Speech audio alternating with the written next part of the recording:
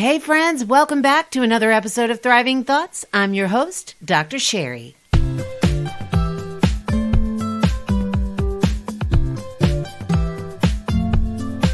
Oh my goodness, you guys. I am so excited for today's conversation. We are going back to the very beginning, the show, the person, really, the woman who started it all.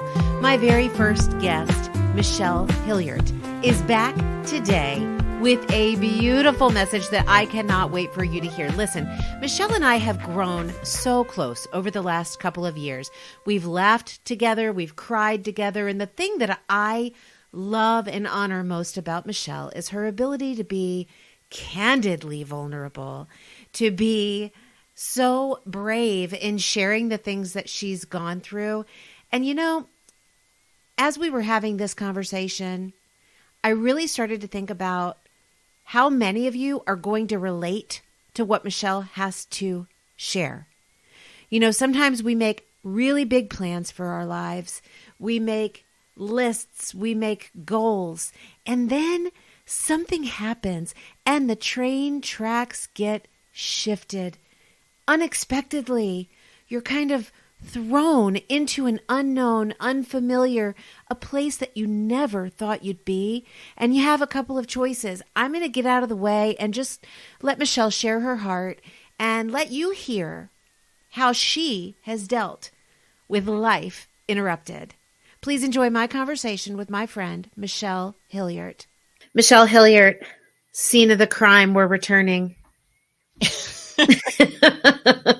I looked up this time, like, you know what you're doing, and I have professional podcasting equipment. So, well, you are also a podcaster now, are you not? Yes, I am. You look like one too. I do. I know. I'm like covered with paint because my husband and I took the day off to get some projects done. We got a lot of people coming for Thanksgiving. And so we've been painting our living room, and I'm wearing my paint clothes that I always wear. They're special because there's paint from everything we've painted in the last however many years. How long have you lived in that house that you've lived in now? Just two. So you're kind of redoing things the way that you want them to be now?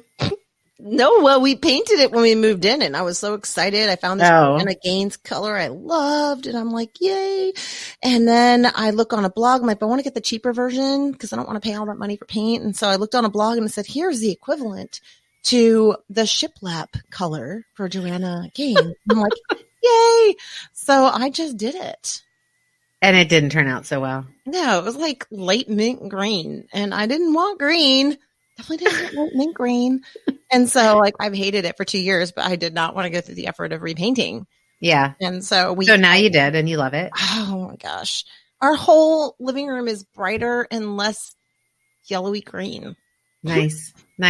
It's kind of like, you know, some things, the name brand, like you can get the generic stuff on, but some things, like, you know, when it comes to food and stuff like that, there's some things that work and some things that don't. No, like you absolutely, if you like, I don't know what my deal is now. If I want to get paint, I go to the store that has the paint color and I find the match that I like there, and I go with that one versus saying, oh, if you get this color in Sherwin-Williams, then it's this color in Behr. And I'm like, no, I learned the hard way. Yeah. Well, I'll tell you, there is no generic equivalent of you, my friend. I'm super excited to have you back on this show. It's been over a year, and for the people listening, oh my gosh, so much has happened since you were first on the show. But one, I really credit you with, in large part, to the success of the show, because you were the first episode. You know, when I started the show, I had nobody lined up, right? I had like nobody lined up. I had my start date, which was August 5th, my launch date. Other than that, I had nothing. And you so graciously agreed, and we did it 4 times. But this time, you know, we're both such pros that we're getting it right.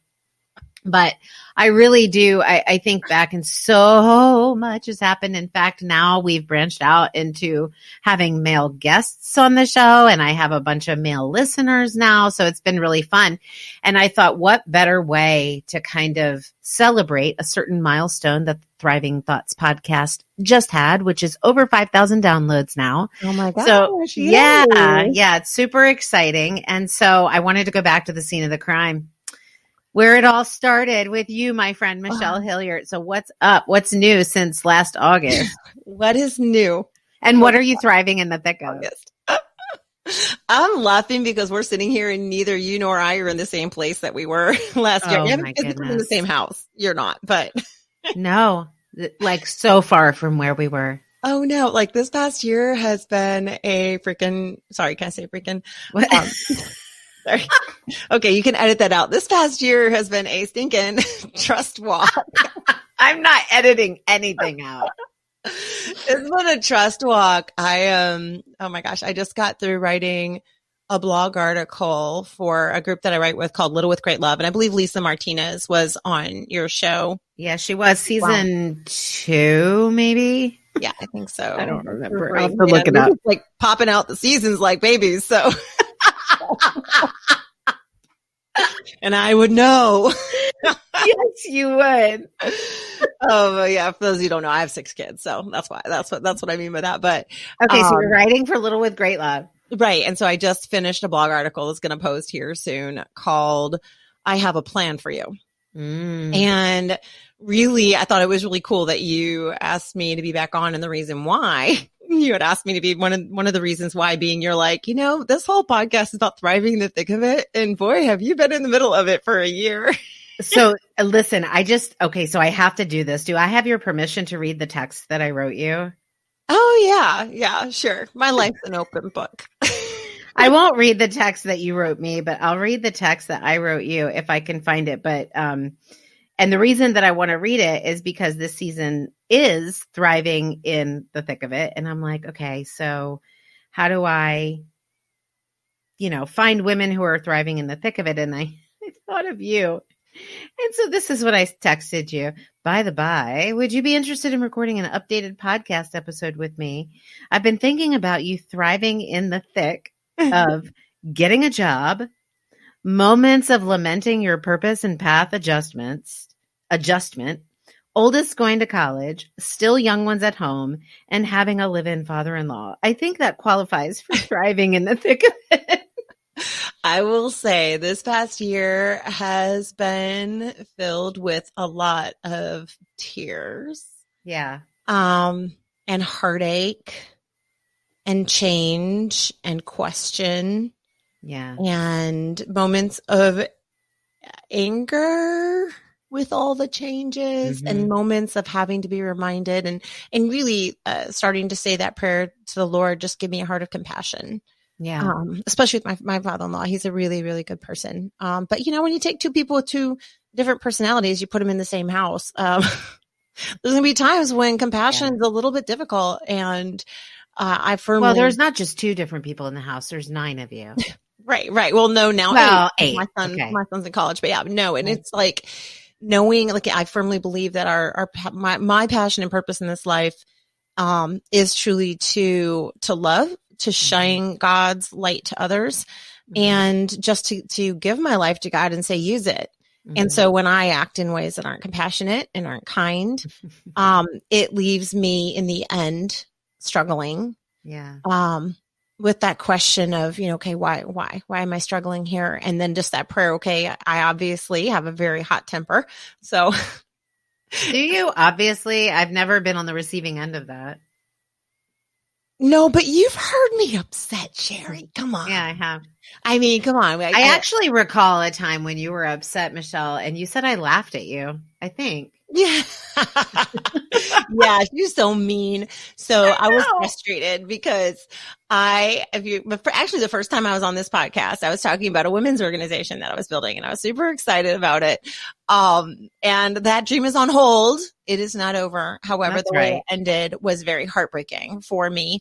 Yeah. And I was seeing all the areas where I failed, where I wasn't being perfect. And all I wanted to do is to do things right. I wanted to do it right. And when I didn't do it right, I was so upset.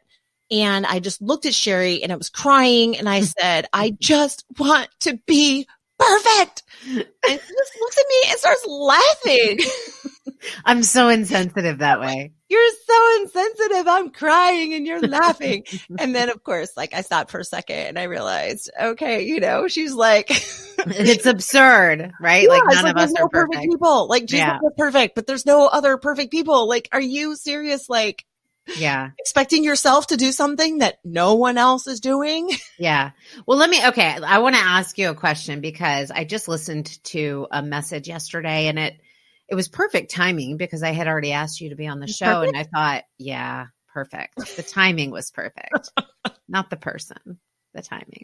I'm a brat. I know. You are. Well, and that's why I love you. That's why I have you back on the show. So the message was about, you know, our dreams and the dreams that we have. And, you know, you've had a dream for some time to be, and I'll probably put words in your mouth, but to be impactful, to leave a legacy, to leave a mark, to work with women. You love working with women on whatever level that might be. And your dream as it was a year and a half ago when we chatted, was interrupted, for lack of a better term, and rerouted. And so I know that in and of itself is enough to feel like you're thriving in the thick of it when things are interrupted and, you know, the tracks get shifted to another direction. So could you share with us a little bit about how your tracks have shifted and what that journey's been like for you? Oh my gosh. Yeah. Like, oh my gosh, I'm totally going to cry because good. I'm at that time, ladies, where a lot of things make us cry, but this has been something that, is huge. You're right. Like I've always had a dream and a vision. I wanted my life to matter. And I have seen other people step into the calling that God has had in their lives. And I've seen the impact that they've had. And that to me is beautiful and it's amazing. And I tend to go after things I want. And so I'm like, I want God to use me like that. So I'm going to go make it happen. And like I said, I was right. So I love that we're sharing this now because I just wrote an article. It's going to be posted on littlewithgreatlove.com here soon, and I'm going to share even in a little more depth, but the words that God gave me recently, were, I have a plan for you. Emphasizing the word plan. Because a year ago, I had this dream and this vision that I was going to build this network that was going to impact women. I have 9 sisters. I have worked with women coaching and fitness. I have, just worked with women throughout my life. And I have seen, and being one myself who struggled for years with my sense of purpose, with my enoughness. I never thought I was enough. I would remind myself every moment of every day of what a failure and what a horrible person I was and who would want to like me anyway, because I didn't even like myself. For years, that was my story. And so when God brought me so much healing, I was very excited to build this network because it was going to be all about helping women see their beauty and their genius. You know, John Paul II and Edith Stein was a great philosopher, and both of them had talked about the genius in women, like our femininity. Like it's so easy in this day and age to question our femininity, to question our value and worth, to see that it's okay that we're different essentially from men. Like when you look at the average woman and the average man, that we are born with these innate gifts. And so when you see a woman start to see their value and their worth and that their uniqueness can actually be a gift. Is amazing. And so this is where I was last fall. And I came up with an online with a course. I wrote out a whole course called Becoming a Woman Genius. And it was all based on everything I've learned from Brene Brown, John C. Maxwell, from John Paul II, from some of the saints from scripture. And it was all based on helping women get to know themselves, to learn how to tame the wild Mustang brain, which is what I call when we allow our brain just to run like crazy. And to step into their passion and purpose. And so come beginning of January, when my business partner basically told me, she's like, I don't want to work with you anymore. I was just like, I was taken aback. I was taken by surprise. And all I heard is you're not enough. And I again. Right. It comes back in cycles. Well, I want to just touch on that really quickly. I was just having a conversation with somebody this morning that all of us, just like you're going to talk about, everybody has a specific design or plan or purpose or dream that God has instilled in them for their life. Mm-hmm. We also all have a silver thread of lies that runs through our lives from young to now that I think never really changes, but every single thing in our life that comes up that could possibly refer us to that or remind us of that, it will. And so that thread is different for everybody.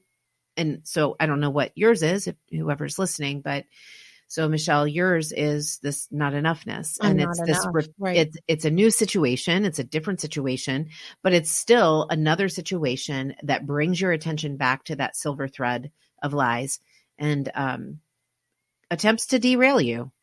Right. And I think it comes in cycles throughout life, just like you said. Like, it's come in cycles in my life, and every single time God has healed me from another layer of not enoughness. And this time it was like, it hit me hard. I didn't expect to be in this place again where I was questioning everything, where, I remember laying in bed, because so just to fill you guys in the past year and a half, I had some friends. Basically, I was helping build a group texting business, and they went behind my back, made some changes, and that ended up walking away because it was not a good situation. And I ended up leaving another network marketing business that I was growing in the team. And I ended up having just a lot of hurt from another situation there. And then I had this other situation, which happened with Women Genius. And in all three of them, I saw what God was teaching me. And there was a lesson. And we have to do that when we look at their failures in life, or what we think are failures, right? Especially if we're living every day our best, and we're doing the best we can, and we're really leaning into what we believe our passion and our purpose is, that the lessons that we learned there, maybe that's why we were there. And so for me, with the group texting business, I sent a message, and I will never forget. And I said, I know my value and I know my worth, and this isn't it, which is the first time it's about enoughness. It's the first time in my life where I stood up and said, I know my value, I know my worth. That's really key, because one of the truths that I've discovered recently, whatever you want other people to believe about you, or whatever your silver thread of lies is, you have to be the first one. You have to be on the front line. You have to be the first one willing to defend that before anybody else will. We have to fight it. And so I did. I stepped in. Okay. It's like, I know my value, I know my worth. That's not it. And the network marketing one, it was a company where everything was, well, the leader said this, so I'm doing this. The leader said this, so I'm doing this. People weren't thinking for themselves. And I stood up, and I remember like, no, I am who I am, and I'm going to step into that. And I'm not going to, like in the past, I've let groups and things just kind of lead me in. And so I just learned to just kind of step up and know who I am, and to be okay with walking away again. What was the breaking point for you? Because you said that was the first time that you really stood up for yourself. What was the catalyst? Like, why then? It was because, when I had first joined it, I love supporting my network marketing friends. And so I said, well, I'll join, but I want to be able to join other network marketing companies just because I like to support my friends. And they said, that's fine. And so then I had joined another company, and they said, if you join this company, you're out of everything. Even though I was building a team, I had a team I was running calls and all these things. They said, if you do this, you're out. And all I could think was, it reminded me of like the whole, like a commune type thing where you have a leader, you do what they say or else. And to me, that's not freedom. It wasn't freedom. And I'm like, I don't want any part of this. Which is what many of those network marketing companies offer or promise, right? Freedom. It does. And there are some that do it great. And there are some that in this just particular team, it was not for me. And the way that my friend presented that to me after telling me I could do whatever I wanted, it was just like, okay, this isn't okay. Yeah. And so I trusted my gut though. And that you and I had this conversation because my gut said something was off. And I remember telling you, well, we're friends though. And I just can't believe that something's off. But my gut says that. And you're like, Michelle, when are you going to trust your gut? Mm-hmm. And so I did, guys, we have to trust that sense that says something's not right. Yeah. What we do with that, might be that we're just aware and we're paying attention. It doesn't mean we have to necessarily walk away from a friendship. It means be aware. Yeah. Right. Listen to the voice. Just listen, lean in and listen. Yeah. Right. And the third thing is, I remember when I could just sense something was off with Woman Genius. And I was just like, okay, Lord, I need a word here because I'm struggling. I don't ask the Lord for words very often. I just don't. I don't want to presume upon the Holy Spirit or feel like I can just open my Bible and there's a word, right? But I just felt like I just felt this sense of, you know how many of us use God as like the ultimate healer? Like, hey, give me a good hand here. Yeah. I know, right? And so I did. I absolutely did. And I just felt like I was supposed to read the scripture for the day. And so I went to the scripture for the day and for Mass. And the scripture basically said, because my dream and my goal with the organization was really to lean more and more into my faith. Mm-hmm. And my partner was leaning more and more into not. Mm-hmm. And so there was this struggle back and forth, but I also trusted that regardless of whether it was a faith-based group or not, God can always work. So I wasn't, sure. It wasn't a make or break for me, but I opened up the scripture and it was the one where it was saying about how, if you deny me on earth, I'll deny you in heaven. And I don't think that meant that God was going to, I don't think that it was specifically, but it was more in the sense of trust that he's calling me to something different.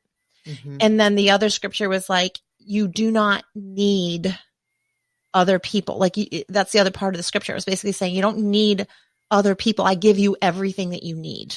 Yeah. And I've always leaned in with others. I didn't trust myself. I'm going to tell you right now, something I've learned in this past year is I am pretty darn amazing when it comes to designing things, when it comes to creating things, especially in Photoshop, any video programming, like all that kind of stuff. I'm actually very, very talented at it. I've built websites. But I can attest to that. You're so sweet. Thank you. But I just, I always felt I needed people to sit there and say to me, you're doing a great job, because I didn't believe you needed the verbal affirmation and praise. The biggest lesson I learned when that chapter ended was you do not need anybody. I give you everything you need. That's right. And not meaning that we don't need partners. Like my husband and I have a podcast called Catholic Family Uncorked. I'm Catholic and I need him. I love him and we do it together and we're better together. It doesn't mean that working in partnerships isn't good. It was more like we don't, if you're good at something, you have a talent for it. I just want to encourage you. Don't look to other people to say you're doing a great job. Yeah. Well, it's like I say, when you put yourself out there and you're walking in your gifts, you're walking in your purpose, you can expect three things. You can expect each one of these. You can expect to be praised, you can expect to be ignored, and you can expect to be criticized. And if you're not okay with all of those, then you're not going to last. Right. And so when I asked you what your catalyst was, and you said, finally, I just, had this shift of, I need to stand up for myself. I need to listen to my gut. I know just from, and I'm just going to put it out there because I know that you're transparent and vulnerable and brave enough to talk about it. But I know that after that, and this is what I want to draw attention to. So sometimes in the moment when those things happen, we can get an immediate peace, an immediate sense of response that this is the right thing. Like I can celebrate my no. I don't need to, mourn and lament right now. Like, okay, I have peace about this. And yet, the aftermath of that can very often reveal repeated feelings of whatever our silver thread of lies is. In your case, failure, not enough, whatever. And so I know that there were many times after that you were, questioning that and questioning why God took that, which it's fascinating, listening to you, because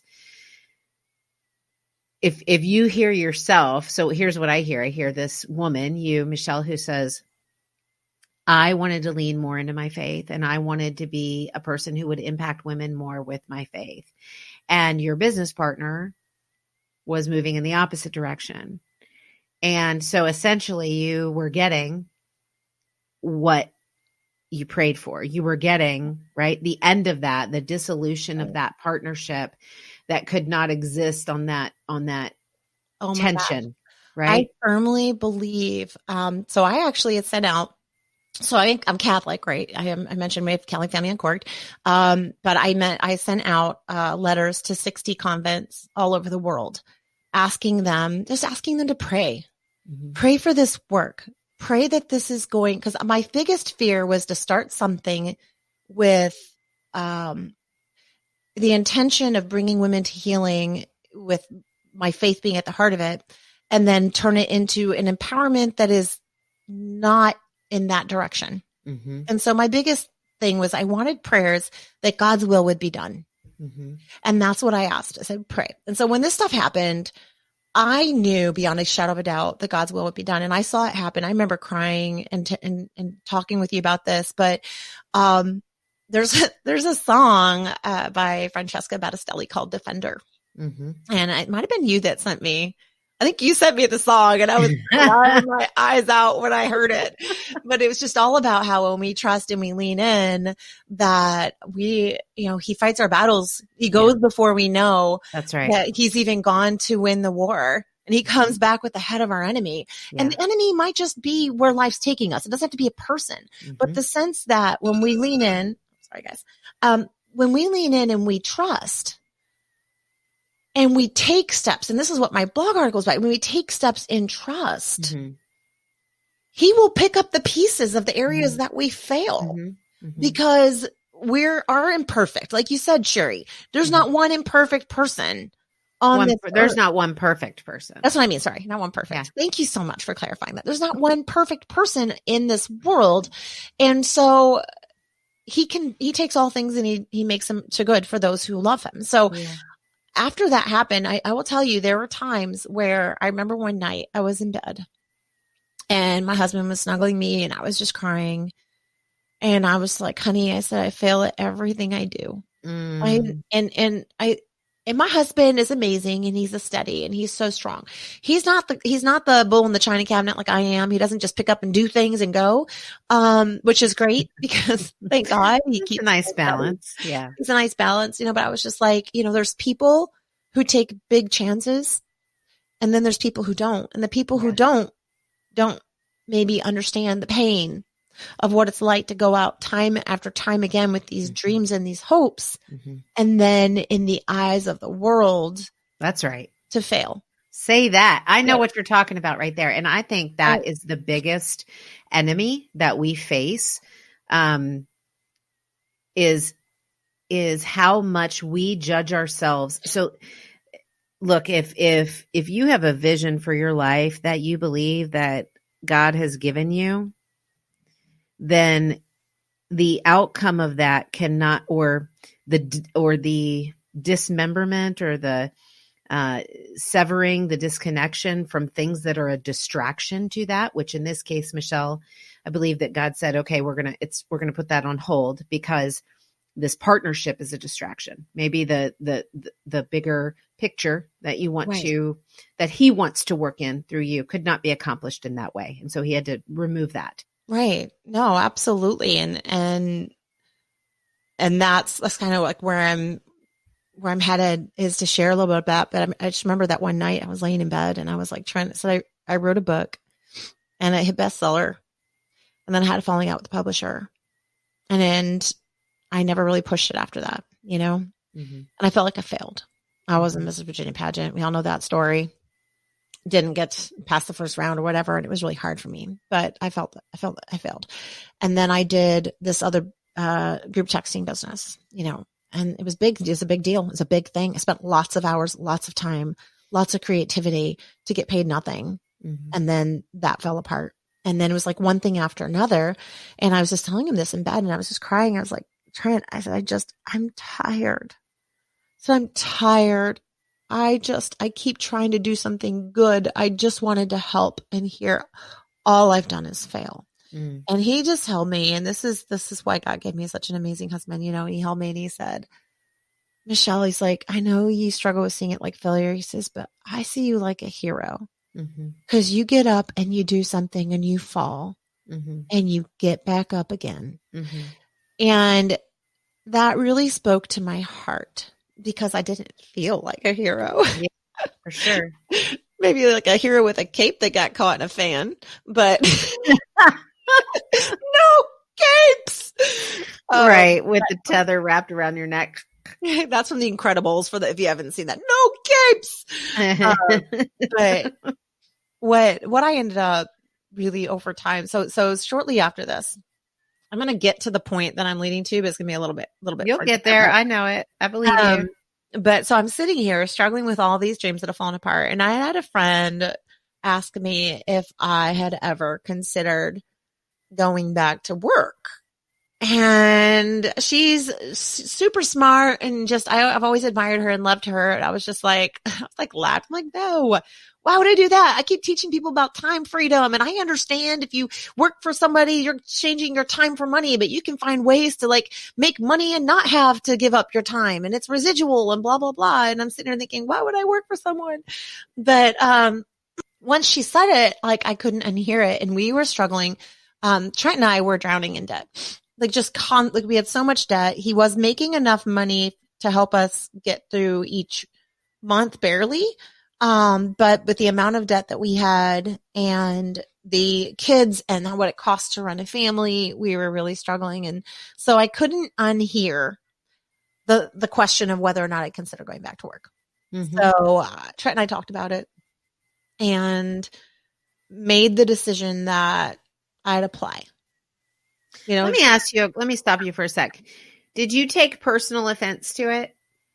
To what? The suggestion that you go back to work. No, I actually felt honored that she would ask me because I had been out of the corporate world. I had one year where I was a social media manager for a company back in 2009 to 2010. But aside from that, like I really hadn't worked in the corporate world since Joseph was little. So we're talking 15, 16 years. Mm-hmm. No, probably more like 16, 17 years since I had worked in the corporate world. And I'd always done things to keep my resume up. And I obviously with the group texting business and different marketing things I had done. And even I had run a network marketing business for 7 years, which I had a team of over 200 people. And I had learned a lot of stuff throughout that. And so, but the fact that she asked me if I wanted to work, if I wanted to apply, and she did tell me, she's like, listen, she's like, I'd like, when I told her, I said, give me some more information. She gave me information. I said, I might be interested. She says, well, just so you know, I'm not handing you a job. There's other people applying. Like you have to fight for it if you want it. I can't say you're going to get it, but I think that you might be qualified and I think it'd be great for you to apply. So I was like, okay, now I have to fight for this job. And Trent and I both talked about, we felt like it was the next right step. And I was nervous and I was scared. And the whole time during this application process, I kept saying, Lord, your will, not mine. 10 years ago, I would have been over the moon, excited. All I wanted was to go back to the corporate world. But I had changed so much and my heart had transformed. I'd gone a heart transformation, a body transformation, a mind transformation, a faith transformation, and a reconversion. And now I was like, I don't know.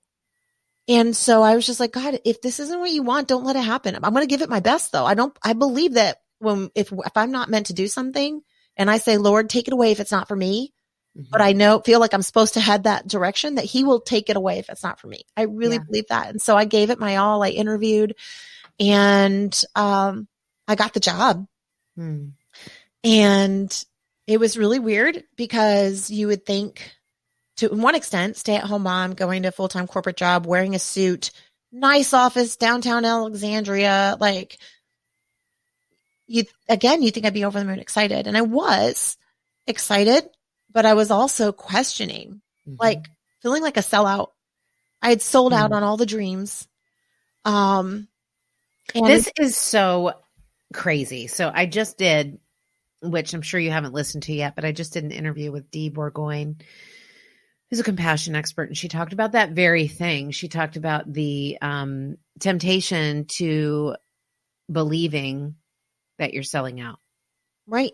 Yeah. Right. Because this is the dream. The dream is, we all know it. If you're in the podcasting world, if you're in the book writing world, if you're in the impact world, you've done the social media classes and the groups and all this, and you know what's possible, you know that there's another way. Yeah.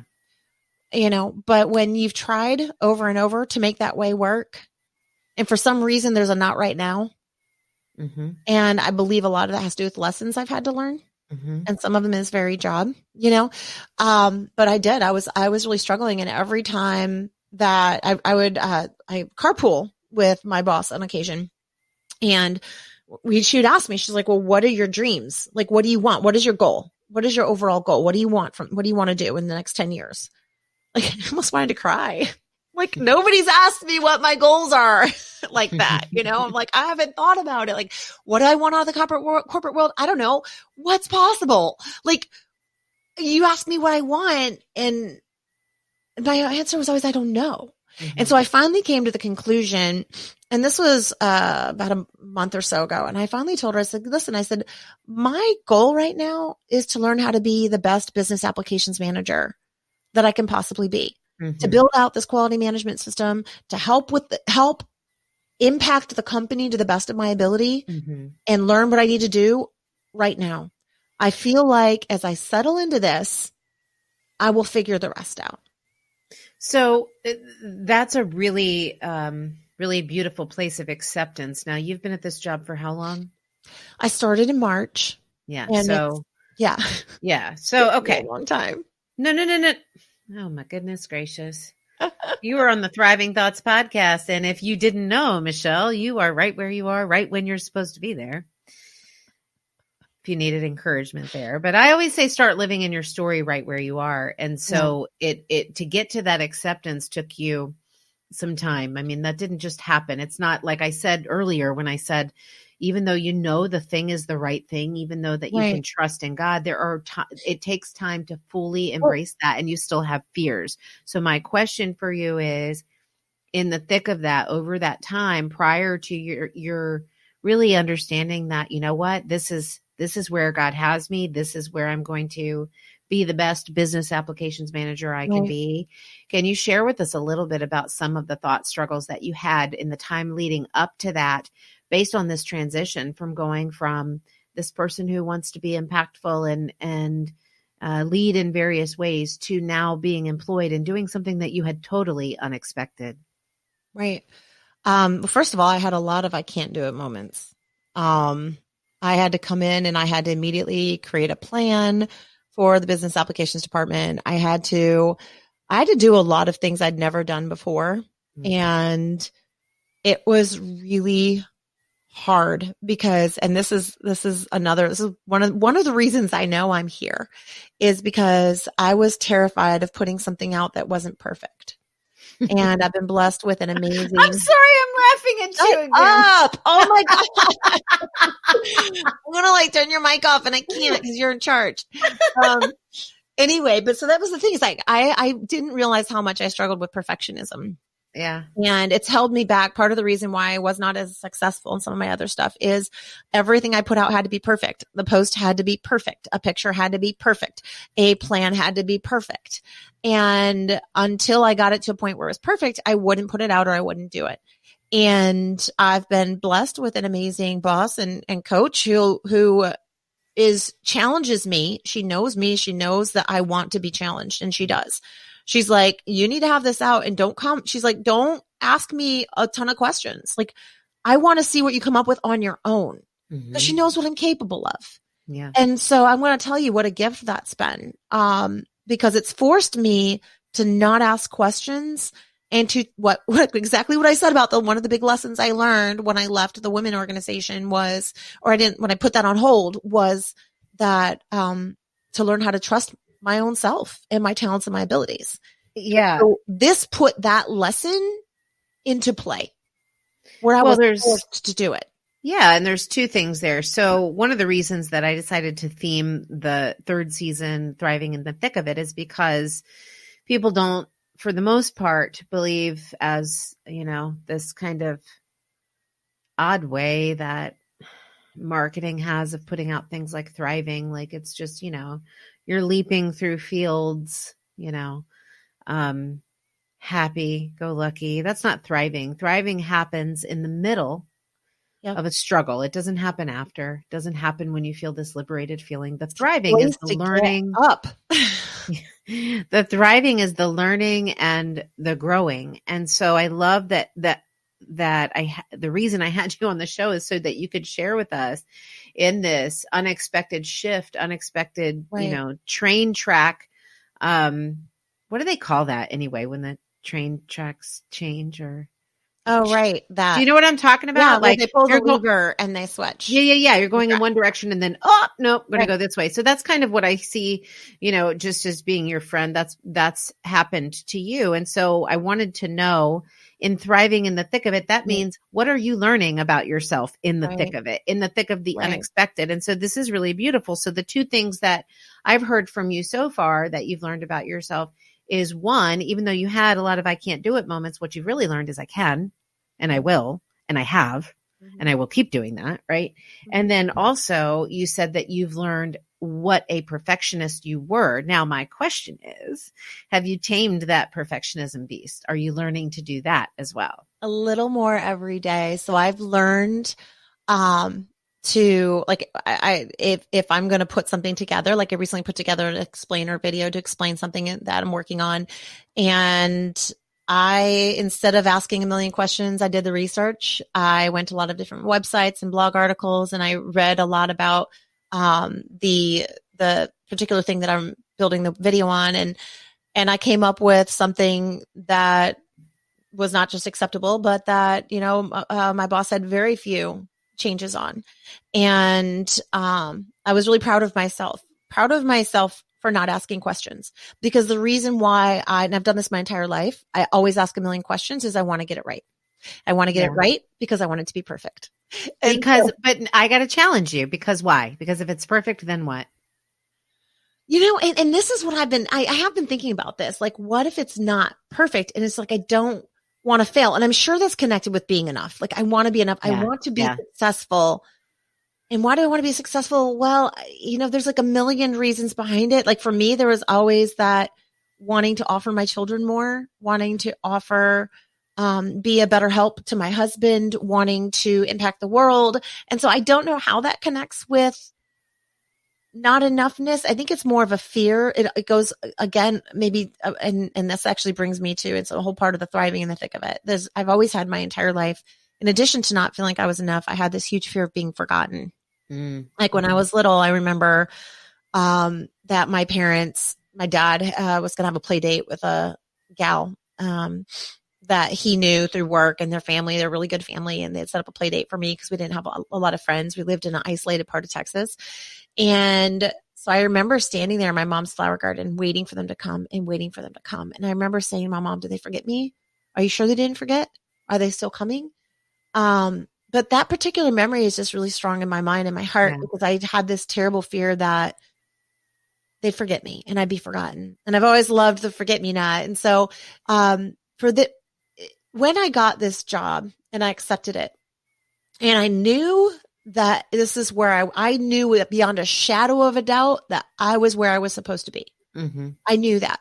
However, I would sit there and I sometimes pull up this one chapel that streams live online. And so I would be at work and I'd just look at this chapel and this beautiful image of Jesus. And I'd be like, why am I here?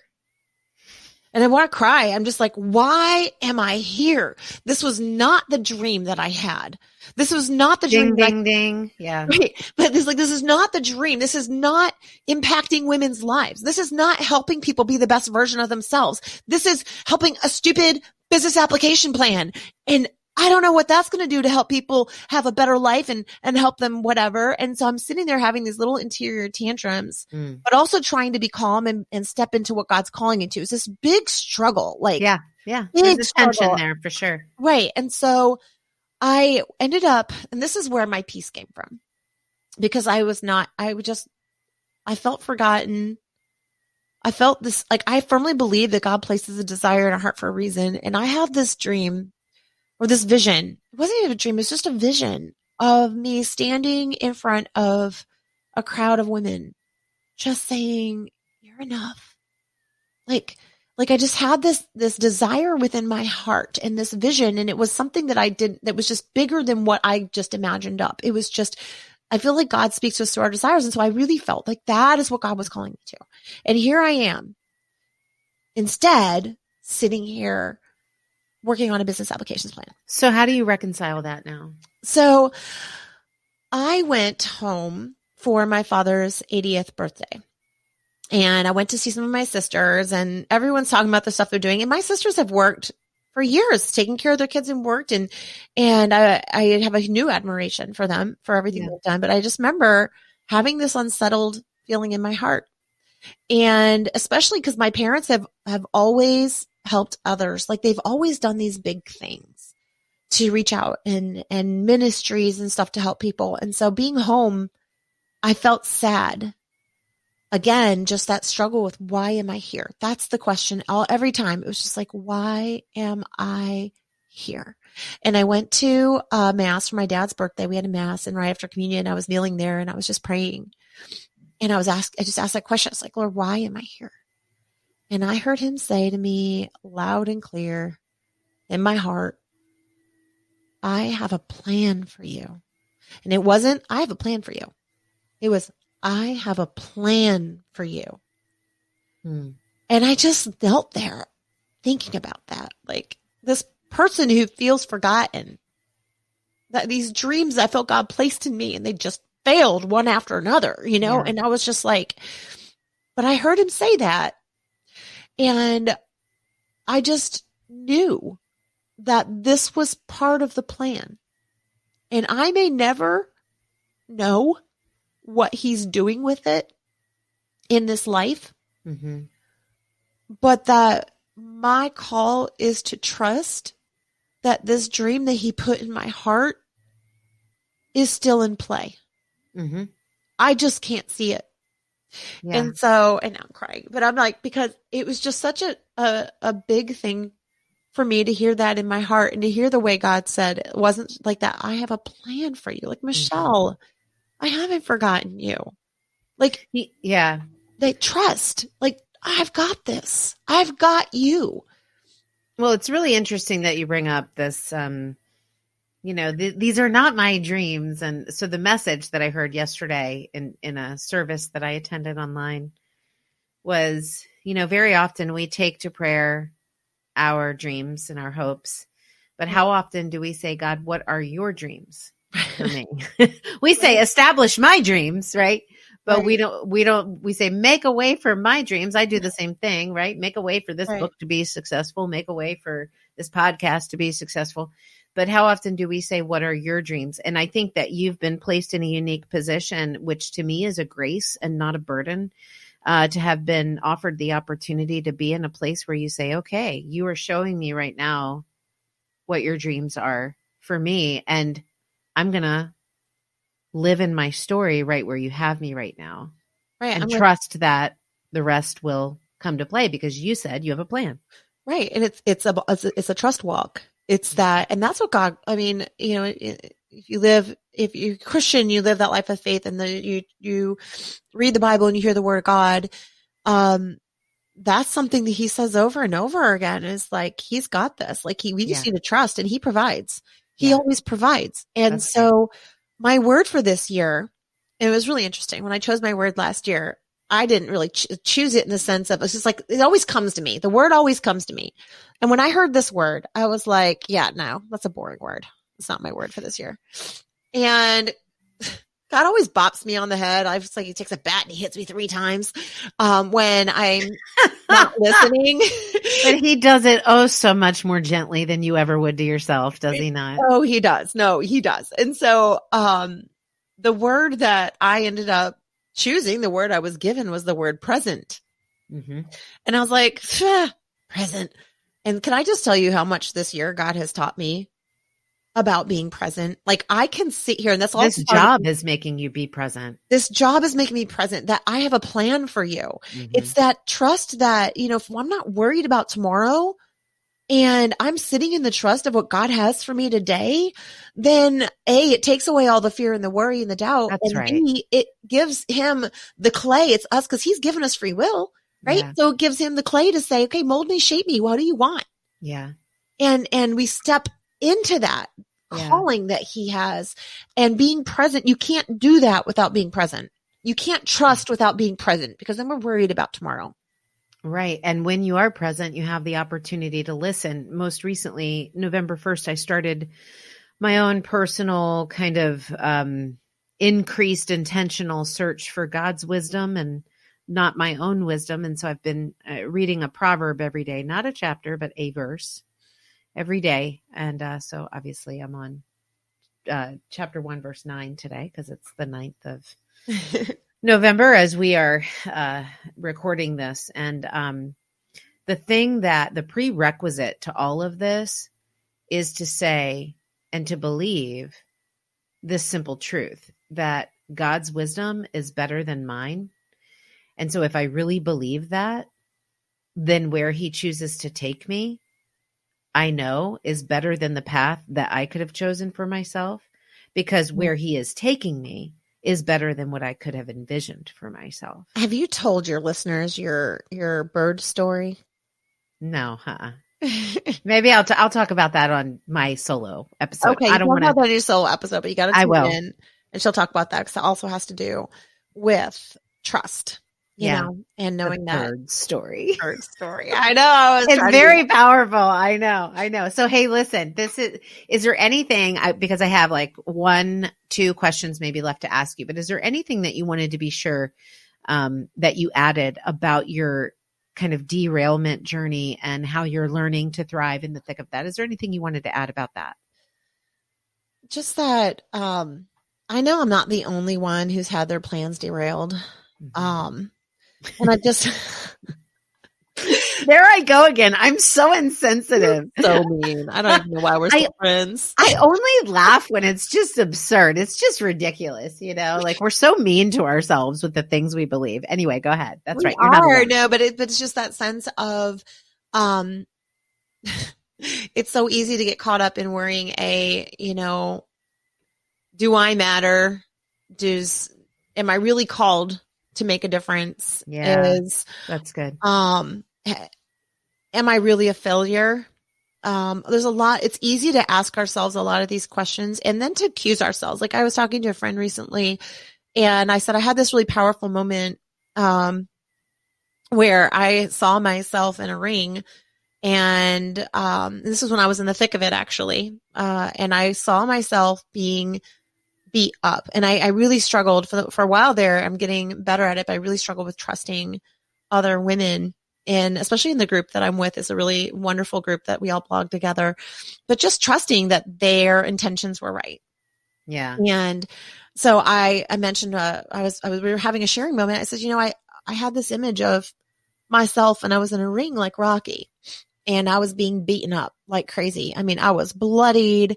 So there was no like eye of the tiger pounding in the background? Oh, no. And I was losing. I was in a losing battle, but I kept getting back up. But when it's like cameras zoomed out and I just remember I was driving and it's like, I was just thinking these, and it just came to me and it was just like, oh my gosh, because as the camera zoomed out, the person beating me up was me. Mm-hmm. And I thought that I had stopped doing that because I've gone through cycles of healing. Yeah. But after this year of heartache and hurt, I fell back into that struggle of trying to have the thriving thoughts and knowing that I'm valuable and knowing that I'm worthy.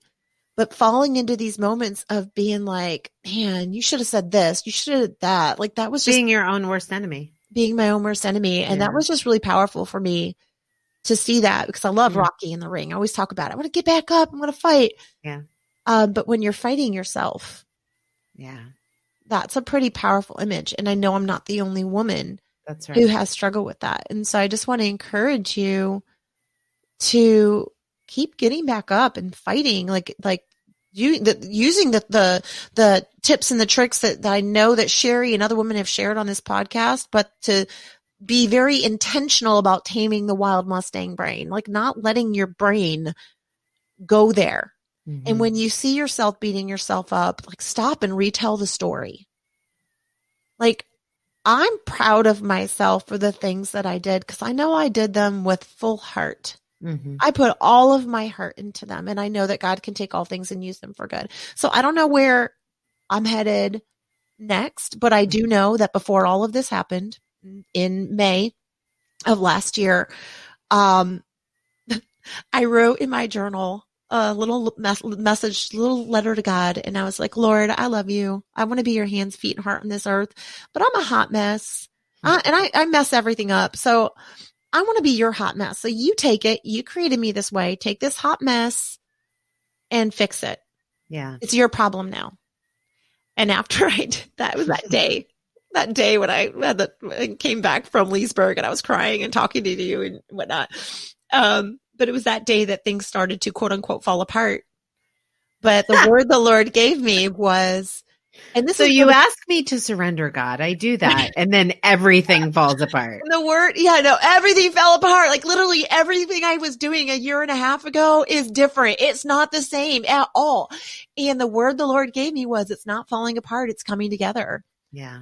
And that's what happens when we surrender. And so maybe he's going to have to clean up some messes in our lives. Maybe where we're headed, we think is the right direction. He's like, you know what? You learned some good lessons here, but this is really where you're headed. And someday you'll see that, so right now I am here going to work, 5 days a week, except for this week, cause I took Monday off. But 5 days a week, and God has provided. We have paid off a ton of debt this past year. We paid off over $35,000 in debt. And that's incredible. We've learned how to budget. We've learned all of these other lessons that for years have held us back. And so I don't know where the story goes next, but I know that I have given my life to God and I'm like, it's yours. Use it. You want me to go to work? I'll go to work. You want to take this job away? I will trust that you'll provide something else. But just sitting in the trust and the peace that comes with that, and the heart wrecking that I've gone through this year. When I say heart wrecking, I mean a good heart wrecking. I mean like breaking down the freaking walls. I came in like a right. I totally think about that, like literally a wrecking ball going and like smashing through all the walls that we built. And I know. I pray that over you, my friend. I pray over you that may I be decimated. What? May I be decimated. Yeah, that God wrecks your heart, and by breaking down the walls, it allows us to be wholehearted to smile more and just step in. So, listen, I have one question for you. I asked you last year on the first episode 1. Hey, friends, go back and take a listen to that. By the way. It'll be a nice little journey for you from that episode to this one. Anyway, one truth that you'd like to leave with the people listening. What is it? Lay it on us. I have a plan for you. Oh my goodness, friends. If you are a person right now whose life has been interrupted, wasn't that a great, encouraging conversation with my friend, Michelle? You do have a couple of choices when life does get interrupted, when your train tracks shift. You can tantrum, you can scream, you can cry, you can mope around, you can do all of that, or you can do what Michelle chose to do and thrive in the thick of it. As she mentioned, she's learning a lot about herself, she's growing, and she's learning to embrace this new plan and the promise that God has a plan, not just for her, but for you too, my friends. Thanks so much for tuning in to today's episode. If you've been encouraged, I'd be honored if you'd share this episode with a friend. And if you're an Apple Podcast user, please do click 5 stars. And hey, why don't you write a review for us? That'll help us reach even more people. And until the midweek episode this week, my friends, you know what to do. Remember to speak truth over the lies so you too can thrive in any and every circumstance.